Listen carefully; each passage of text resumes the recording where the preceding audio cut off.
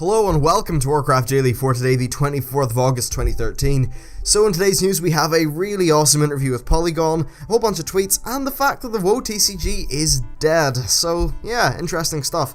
Now let's get on to the interview. So this was about pretty much everything, and it was with Polygon. It's one of the newer interviews, and actually I found it a very interesting read, so let's get into it.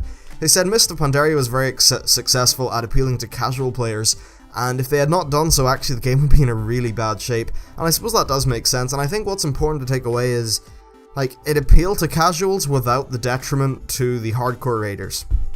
You know, we still got challenging raid content. We got, Throne of Thunder was, by all accounts, a magnificent tier. Even the really high-end, world first sort of tier of guilds say that they really enjoyed the tier, so we're still getting good stuff, and there is actually more good news to come. Now they did acknowledge that there was a lack of new experiences for hardcore raiders, and this will be a focus in the next expansion. So this is really nice. Perhaps Mist of Pandaria is, it's got all the casuals in and stuff, but now they're just going to build on what they have and hopefully add more endgame depth to raiders, which is great. They also said that WoW may go free to play at some point, but there's a lot of risk because what happens is with free to play, a lot of people, they jump in, the buzz wears off, and they jump out again, and because there's no sub fees, for a game like Warcraft with this many subscribers, it probably, it might not be actually an increase in revenue, so that seems like a fair enough business decision. Also, I like having a sub fee because it just means I pay $8.99 a month, the entire game is mine, and I never have to worry about things being, behind a paywall, which is just shit and takes you out of the immersion. Now next up we have miscellaneous stuff. They said the expansion ends on a high note for the Alliance, which is interesting because it has been a very Horde-centric expansion. That said, if the next expansion is, say, Rise of the Legion and has Khadgar and stuff, it'll probably be rather Alliance-focused, at least with some of the characters. They also said that Connected Realms will aim in making a mid to high pop realm, which is very good. And the next thing we want to talk about is ability bloat. So they said they want to reduce bloat without affecting how classes play and their balance, which pretty much is what you'd expect. Many players will be happy that they don't have to worry about readiness anymore, and other players will miss it. That's in regards to the removal of readiness, which was pretty much a core hunter ability.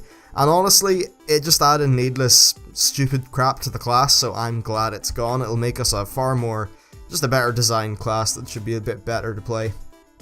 It's only, you can only really play optimally with a heavy amount of macros, so I think it's good this way.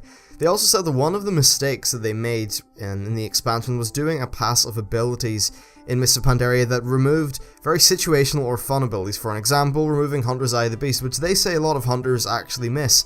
Honestly, I never missed it, but I suppose if there's enough feedback saying that, then yeah, fair enough.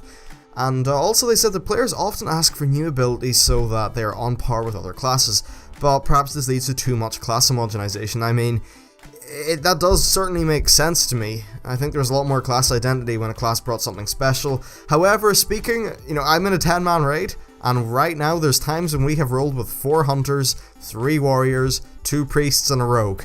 A little bit of an interesting composition, but hey, we still managed to get heroic kills with it because we're just that damn good. So yeah, homogenization, maybe not a good thing in too many large doses.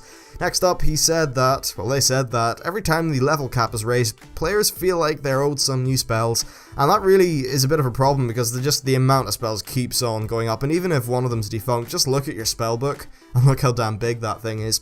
Now the next thing I want to talk about is PvP. They said that trying to remove silences didn't work very well because it made healers too powerful. It was just, you couldn't really shut them down. So they said that changes to things like instant casts and silences are best left for a new expansion instead of putting them in the middle of a patch and just throwing off just sort of the metagame for the expansion. And I think that's definitely right. Too many changes mid-expansion will alienate players, piss them off, and cause them to leave, whereas if it's in a new expansion, people are going to expect there to be sweeping changes. They also said that they're happy with how gear is going for PvP, in that in PvP, PvP gear is the best, and in PvE, PvE gear is the best, with a little crossover. That was a bit of a tongue twister. Now, finally, they talked about some PvE stuff. So, Nurashen, who is the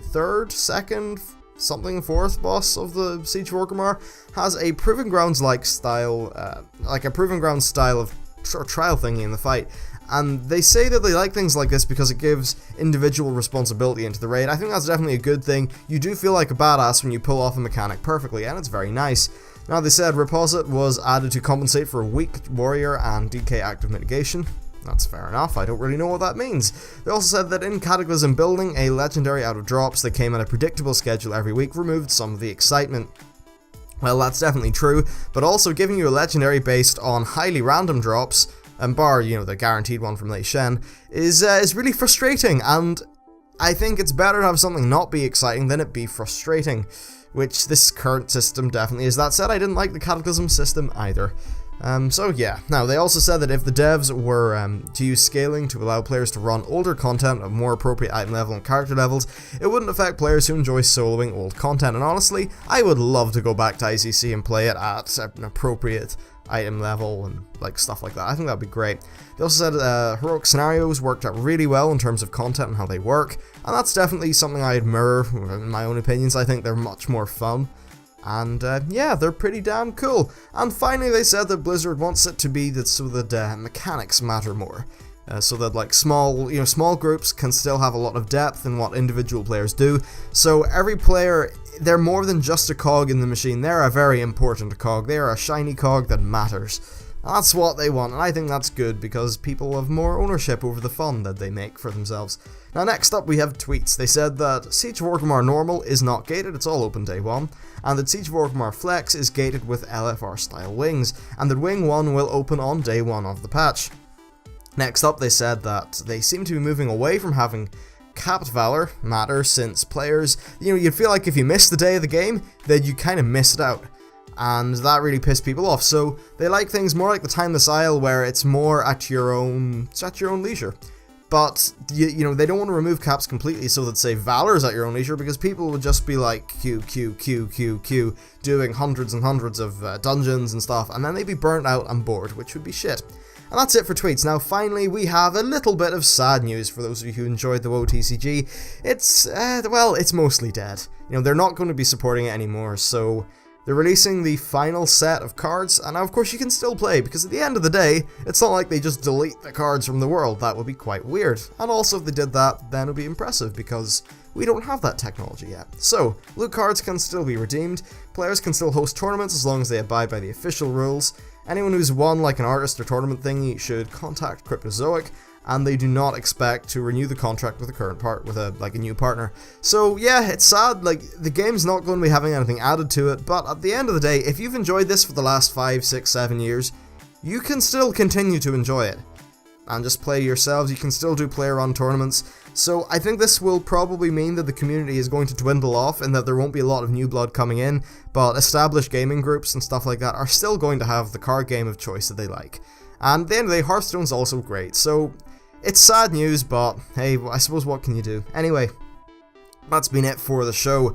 Thank you for watching, please like and subscribe, and with that, I'll see you next time.